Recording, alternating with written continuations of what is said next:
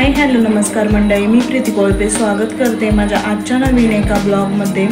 तर आज आहे शिवजयंती, तर शिवजयंतीच्या सर्वांना हार्दिक हार्दिक शुभेच्छा।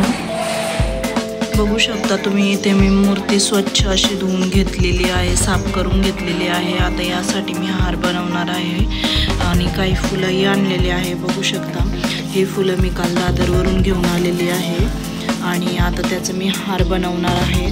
तर चला तर मग आता हार बनवून घेते आणि मग बाकीची पूजा करणार आहे। तर कशी साजरी करते मी शिवजयंती ते हे व्हिडिओमध्ये नक्कीच बघाल। इथे माझी देवपूजा ही झालेली सकाळ सकाळी, बघू शकता तुम्ही। आणि त्यानंतर मी आता हार वगैरे बनवून घेणार आहे शिवाजी महाराजांसाठी आणि मग शिवाजी महाराजांची अशी मूर्ती मांडून पूजा करणार आहे, घरीच करणार आहे। त्यासाठी व्हिडिओ शेवटपर्यंत नक्की बघा, लाईक करा, शेअर करा, कमेंट करायला विसरू नका।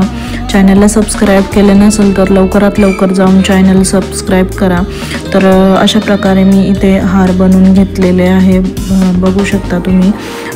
एकच हार बनवलेला शिवाजी महाराजांच्या मूर्तीला आणि जे फोटोज आहे मी ते तुम्हाला पुढे दाखवेलच। एक राज्याभिषेकचा आहे आणि एक महाराजांचा आहे। तर त्याला काही लावता आलं नाही मला हार वगैरे, त्यामुळे मी एकच हार बनवलेला आणि बाकीची फुलं देवपूजा आणि जी शिवाजी महाराजांची पूजा केलेली तर त्यावेळेस ठेवलेले। तर आता माझा हार बनवून तयार होतच आलेला आहे। तर मी एकच हार बनवलेला आहे महाराजांची मूर्तीसाठी। ज्यावेळेस मी पूजा करणार त्यावेळेस महाराजांच्या मूर्तीला घालणार आहे। आणि आमच्या इथे एक राज्याभिषेकचा पण फोटो आहे आणि महाराजांचा पण फोटो आहे मोठा, पण ते भिंतीला लावलेले आहे त्यामुळे तिथे पूजा करता नाही आली आणि तिथे फूल आणि हार बनवता नाही आले मला, त्यामुळे मी फक्त मूर्तीलाच फूल हार वाहिले। आणि बघू शकता तुम्ही अशा प्रकारे मी हार बनवलेला आहे। कसा वाटतोय हार हे कमेंट करून नक्कीच कळवा। त्यानंतर म्हणजे मी तयारी सुरू केली, कारण शिवजयंती घरात साजरी करणार होते त्यामुळे थोडीशी पूजा वगैरे करणार आहे, एकदम थोडक्यात करणार आहे। तर बघू शकता तुम्ही अशा प्रकारे मी तयारी केलेली आहे। जे आपलं दिवे लावायचं असतं त्यामध्ये मी मधल्या जे वाटीसारखा आकार आहे त्यामध्ये गुलाबाच्या पाकळ्या ठेवलेल्या आहे आणि त्यावर दिवा लावणार आहे। आणि कडेनी ज्या पणत्यांचं हे असतं पणत्या ठेवायचं त्याच्यामध्ये मी झेंडूची फुलं आणि शेवंतीचे फुलं ठेवलेले आहे व्हाईट कलरचे। आणि एक ताटही तयार करून ठेवलेलं आहे, त्यामध्ये फुलं पूजा करण्यासाठी फुलं घेतलेले आहे, दिवा घेतलेला आहे आणि धूप घेतलेला आहे।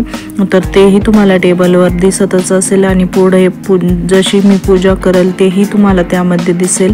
तर जास्त काही असं मोठं केलेलं नाही मी, त्यामुळे जशी साधी सिंपल पूजा केली तशीच तुमच्यासोबत शेअर करत आहे।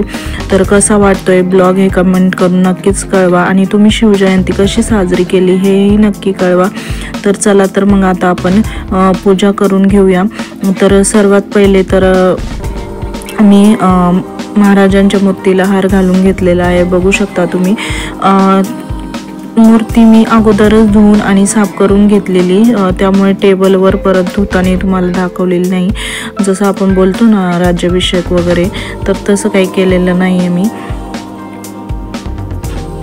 तर जो बोललेले तुम्हाला आरतीसाठी दिवा घेतलेला तोही मी लावून घेतलेला आहे आणि आता महाराजांसमोर धूप लावून घेणार आहे, बघू शकता तुम्ही। तर अशा प्रकारे मी पूजा केलेली आहे। तर कशी वाटते तुम्हाला ही कमेंट करून नक्की कळवा। माझ्या चॅनलला असेच कनेक्टेड राहा, जास्तीत जास्त सपोर्ट करा। तुम्हाला माझ्या चॅनलवर कोणते कंटेंट बघायला आवडतात, कोणता व्हिडिओ जास्त बघायला आवडला हे कमेंट करून नक्कीच कळवा आणि जास्तीत जास्त शेअर करत राहा व्हिडिओज। खरं तर खूप गरज आहे तुमच्या सपोर्टची, त्यामुळे जास्तीत जास्त व्ह्यूज पण करा, पूर्ण व्हिडिओ पाहण्याचा प्रयत्न करा। तर अशा प्रकारे मी पूजा करून घेतलेली आहे आणि माझी देवपूजा ही सकाळीच लवकर झालेली, तिथेही मी फुलं वगैरे व्यवस्थित ठेवून देवपूजा केलेली होती। तर अशा प्रकारे माझी पूजा झालेली आहे, बघू शकता। त्यानंतर म्हणजे मी महाराजांना फूल वाहून आरती करून घेतली। अशा प्रकारे ओवाळून घेतल्यानंतर माझी पूजा पूर्ण झाली होती। इथे माझी पूजाही झालेली आहे, बघू शकता। अशा प्रकारे साधी सोपी अशी पूजा केलेली आहे। कशी वाटली पूजा हे कमेंट करून नक्कीच कळवा।